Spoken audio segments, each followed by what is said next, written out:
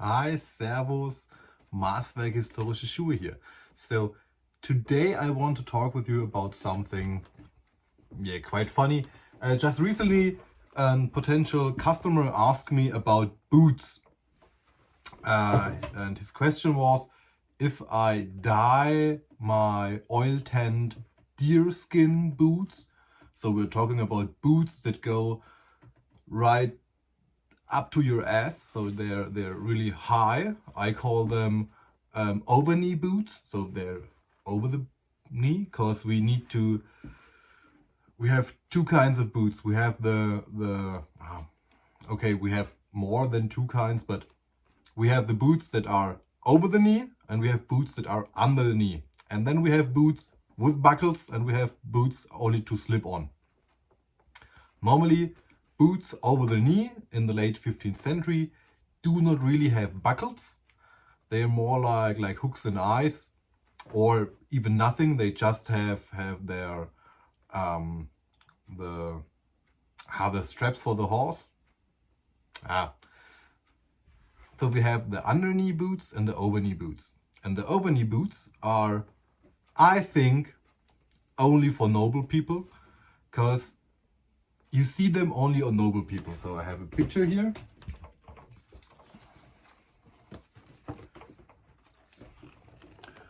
So you can see these boots are clapped down, so they're under the knee, but you can crumple them up so till, I think, till the ass.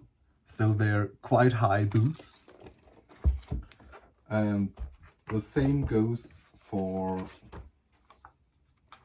just one moment, please. Here you see them again. Here the boots are under the knee, but you can flap it up so they are higher. And you can see, he have spurs. So they are only closed with the spurs. You see that quite often, that they are only closed with the spurs, that you slip in them. Here, this painting again. You see it? He has nothing like a closure, just the spurs, and the spurs will hold his shoes. Then that's the over knee boots. And then we have the under knee boots. And the other knee boots just to slip on, so they're quite easy to slip on and slip in. If you look at that person, he has boots, and even if he flaps them up, they're quite under the knee. So we have slip-on boots for under and over the knee, and the one that are over the knee are normally closed with the spurs. So back to topic. He asked me if I dye them with iron oxide. So iron oxide is perfect if you want to dye sour tanned leather black.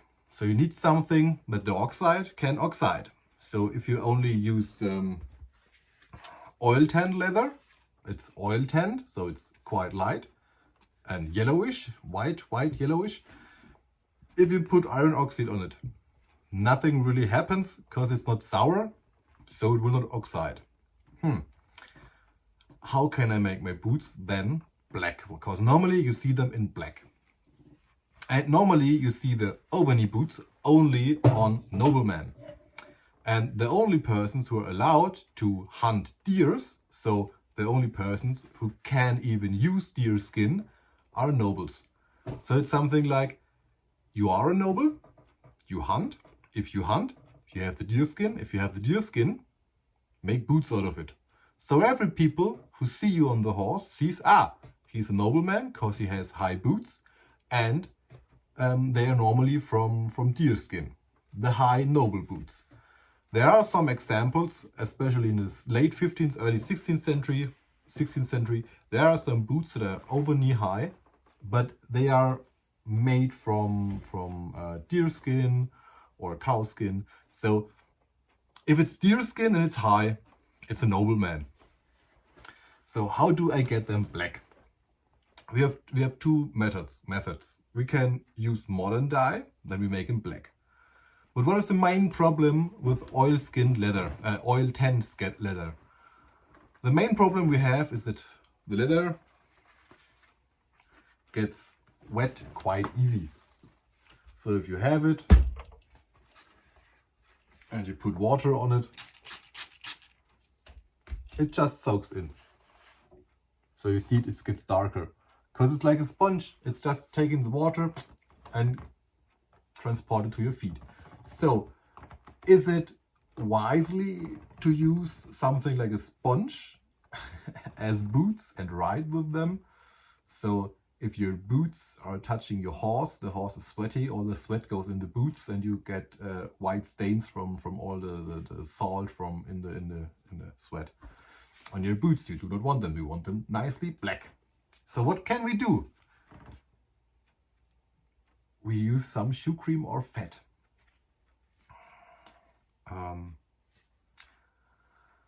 Stefan von der Heide, my ancestor in shoemaking, he developed the shoes, the Hightboots, and he was, I think, one of the first in Europe who ever did shoes like that from deer skin. And he used modern dyed deer skin. It is okay, it looks like the paintings, it looks like the originals, but it was not waterproof because it was like a sponge. So what I developed is I looked at sources, and we have some sources about shoe cream. You use tallow, you use beeswax, and sometimes you use even ash. So what do? I put ash and tallow and beeswax together and make a black shoe cream. And then I cream my leather.